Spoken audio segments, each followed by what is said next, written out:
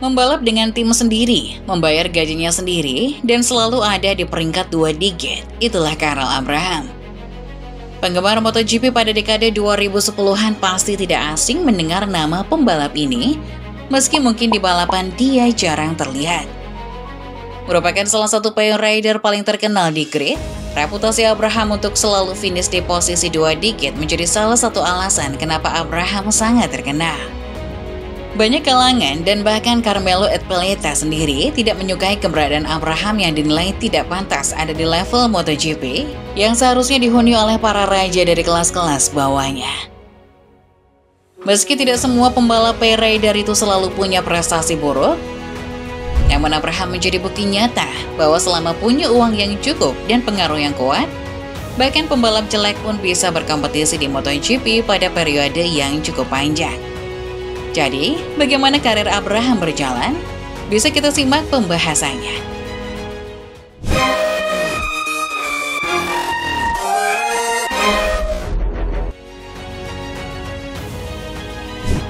Tidak banyak yang bisa kita ketahui tentang karir Abraham di jenjang nasional maupun regional. Namun yang pasti, karirnya di dunia balap motor sangat tertolong oleh kekayaan ayahnya.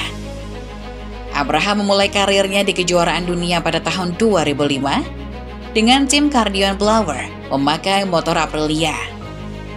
Dengan usia yang baru menginjak 15 tahun, Abraham berhasil menembus kejuaraan dunia.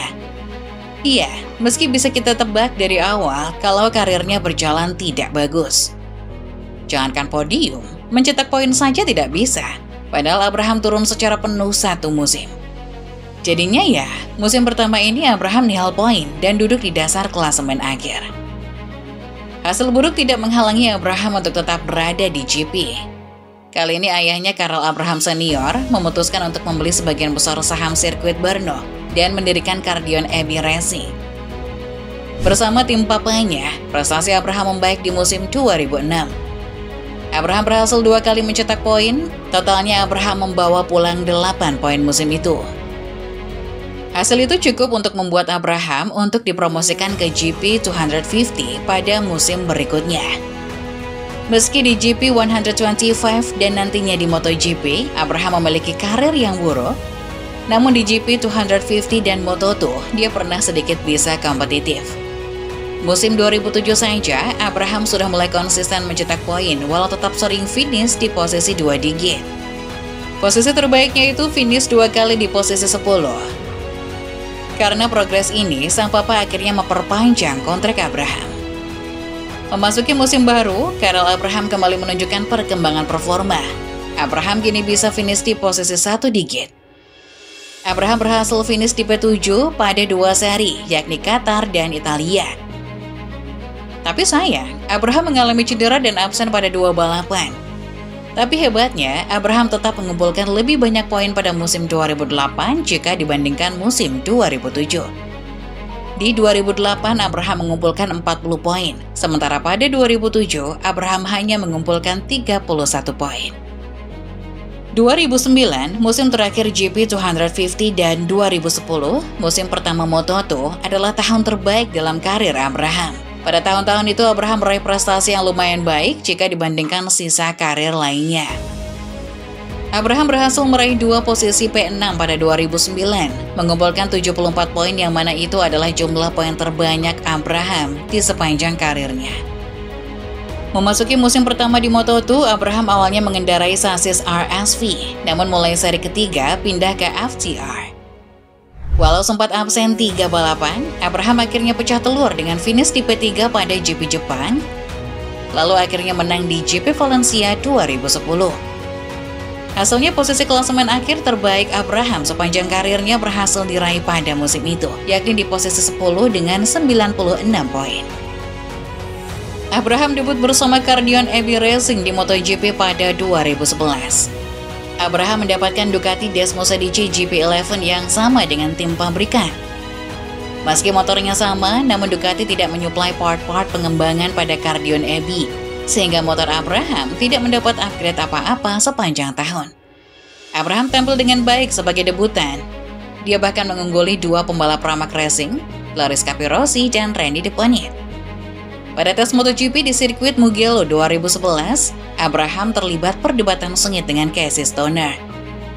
Abraham menuduh bahwa Stoner menutup jalurnya saat tes, sementara Stoner tidak suka dibuntuti oleh Abraham. Pada perdebatan sengit itu, Abraham lalu mengancam Stoner dengan menyebutkan bahwa dia bisa membeli garasi Stoner. Stoner tidak mati kutu, dia lalu membalas dengan kalimat, "Oke, kalau begitu, sana beli sedikit talenta."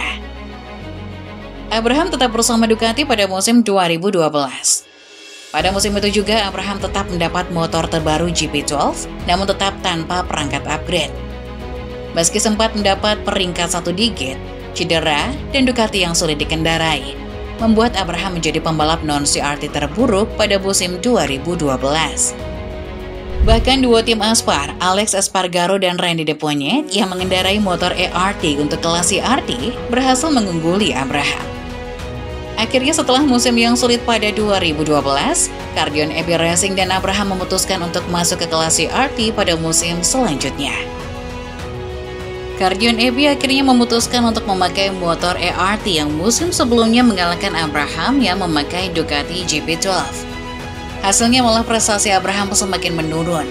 Cedera dan motor ERT yang kurang kompetitif menjadi faktor utama kenapa prestasi Abraham semakin menurun. Akhirnya setelah setahun bersama ERT, Cardion Abbey tidak melanjutkan kerjasama dengan ERT untuk musim 2014. Cardion Abbey lalu memilih menjadi konsumen Honda untuk era kelas Open menggunakan Honda RCV 1000RR pada musim 2014. Abraham Senior selaku pemilik tim menatap musim itu dengan lebih optimis. Abraham Senior mengklaim bahwa putranya adalah pembalap kelas Open tercepat Honda kedua setelah Nicky Hayden. Namun hasilnya, Abraham adalah pembalap terburuk Honda di kelas Open, kalah dari Nicky Hayden, Hiroshi Aoyama, dan Scott Redding yang juga merupakan pembalap kelas Open Honda. Hasil terbaik Abraham adalah 2 kali finish P11 dan masih kalah 14 poin dari Nicky Hayden yang absen 4 balapan karena cedera. Memasuki musim 2015, Cardion Abbey Racing masih menggunakan motor kelas Open Honda, kali ini dengan Honda RC213 VRS. Di musim terakhirnya bersama tim ayahnya itu, Abraham malah menghadapi musim terburuknya di MotoGP. Tidak pernah mencetak poin, dihantui cedera, dan absen 8 balapan, Abraham mendapatkan peringkat NC atau non-classified, yang artinya tidak punya peringkat di akhir musim. Setelah tim Cardion Abbey mundur dari MotoGP, Abraham mencoba peruntungannya di WSBK pada musim 2016.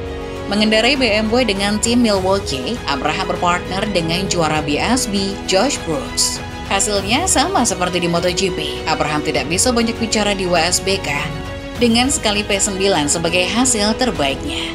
Setelah satu musim tidak bisa kompetitif di WSBK, Abraham akhirnya kembali ke MotoGP.